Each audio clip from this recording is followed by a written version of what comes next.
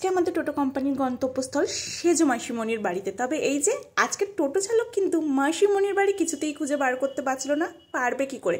9 বছর 10 বছর পর দেশে এলে একবার এরকমই হয়। দিন কোনো রকমে খুঁজে নিয়ে গেছিলো মাসির বাড়িতে। তবে মাসির বাড়ির চারপাশটা বেশ সুন্দর।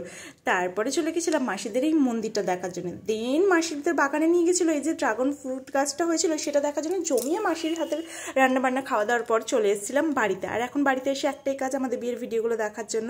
আর আজকে মনটা বেশ খারাপ, কারণ বড়বাবু যাওয়ার ঘন্টা আজকে বেজে গেছে। আর বড়বাবু আজকে চলে যাবে দিল্লির উদ্দেশ্যে। না, আমি যাবো না, কিছুদিন থাকবো, কিন্তু এই থাকাটা যে এতটা কষ্টের হবে বুঝতে পারিনি। কারণ বিয়ের পর 6 থেকে 7 মাস পর এই প্রথম আমরা দুজনে আলাদা থাকবো, তাই মনটা বেশ খারাপ করছিল। আসলে ওর অফিসের আর ছুটি নেই, আর এসে থেকে তো আমি আমার বাপের বাড়িতে থাকতেই পারিনি। তাই আমাকে বললো তুমি কিছুদিন থেকে যাও, আর তাকে তো যেতেই হবে যেহেতু অফিসের ছুটি পাইনি।